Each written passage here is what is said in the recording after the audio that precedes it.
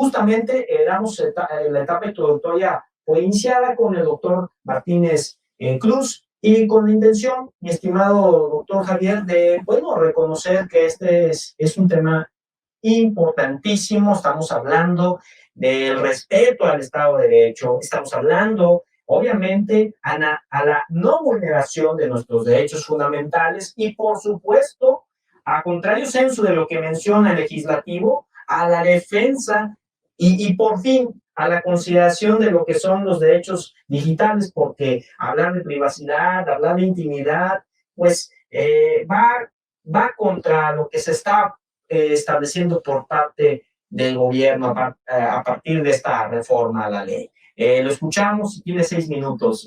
Tiene el uso de la palabra.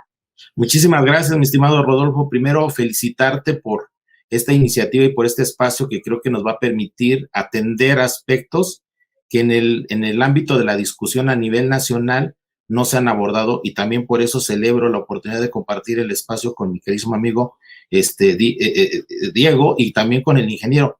Y muy rápidamente, para esta primera parte introductoria, me voy a apoyar en una presentación para plantear el contexto de lo que vamos a vivir.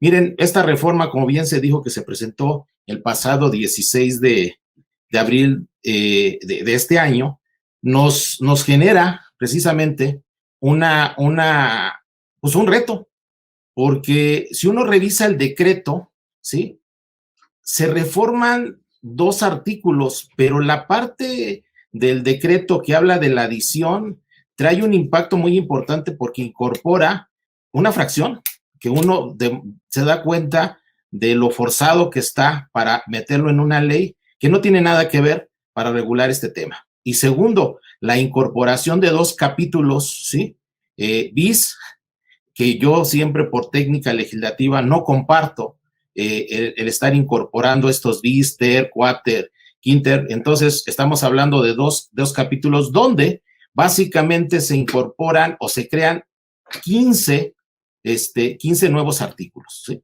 Y veamos, yo creo que lo particularmente que resalta en el caso del capítulo bis, que habla del Padrón Nacional de Usuarios de Telefonía Móvil.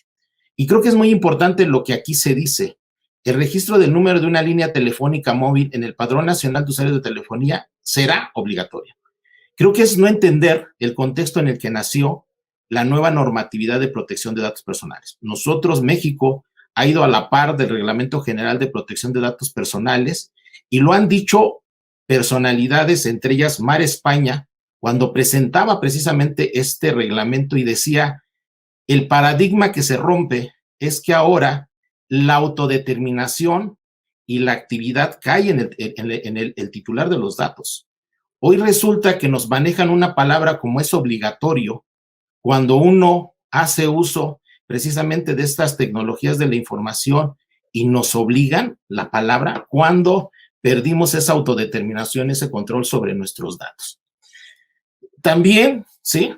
Y de verdad, muy importante que este Instituto Federal de Telecomunicaciones, que es un órgano autónomo que nace en ese contexto precisamente de estos órganos especializados para funciones muy específicas, y lo dice claramente el artículo 28, ¿cuál es la razón de ser de esta institución? ¿Cuál es su función? Y claro que en ningún momento encuentra cabida para darle paso a lo que se ha puesto como un registro público de telecomunicaciones. No, o sea, no hay entrada, porque las 2 funciones que hacía, que era registro público de concesiones y un sistema nacional de información de infraestructura, va muy ad hoc con lo que dice el artículo 28 de esta institución, pero no abre la puerta ni en la finalidad ni en el contenido para hablar de un registro público de telecomunicaciones. Entonces, ahí es donde creo que se contrapone, y es muy importante, bien lo comentabas hace rato, es muy grave querer acotar el tema de los datos biométricos. Tan importante es el tema que en nuestra normatividad, por ejemplo, en la Ley General de Protección de Datos Personales en posesión de sujetos obligados, nos dimos cuenta que en la categoría de datos personales sensibles se acaba de aprobar recientemente, a iniciativa de la diputada federal, expresidenta del INAI, Jimena Puente de la Mora, ¿sí?, sustituir un término que teníamos de datos genéticos, que también creo que ahí abre la puerta a otro tipo de datos, y lo hicimos explícito de datos biométricos, donde manejamos la categoría de imágenes faciales, huellas dactilares e iris ocular, muy ad hoc con lo que dice el Reglamento General de Protección de Datos Personales Europeo y muy ad hoc con lo que dice la Ley Orgánica de Protección de Datos Personales y Garantía de Derechos Digitales de España.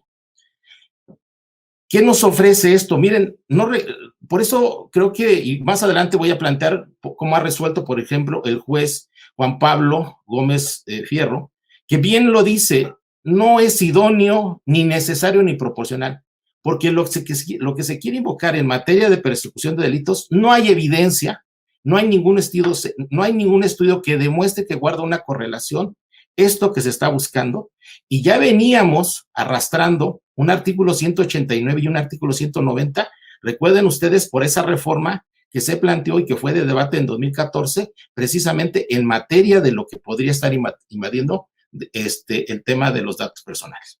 También ya tenemos un Código Nacional de Procedimientos Penales que claramente estipula cómo sí se puede utilizar estas bases de datos para esas funciones de seguridad. No había necesidad de estarlos modificando. Yo me quedaría aquí en esta primera parte introductoria para precisamente dar paso posterior, yo creo que a la parte fina de los alcances y las vulneraciones de los derechos a lo que nos estamos enfrentando. Sería cuanto de mi parte en este primer momento. Muchas gracias. Muchas gracias, estimado doctor Javier. A ver, nos queda clarísimo cómo se está vulnerando a la Constitución. Obviamente se dice que es inconstitucional porque atenta contra los derechos humanos. Estamos viendo por qué, estamos viendo cómo ignora totalmente varios principios. Acaba de ilustrar el doctor Javier perfectamente cómo no se obedece, se ignora el principio de presunción de inocencia, cómo se ignoran también aquellos principios contemplados en el artículo 6º de la Ley Federal de Protección de Datos Personales en posesión de los particulares.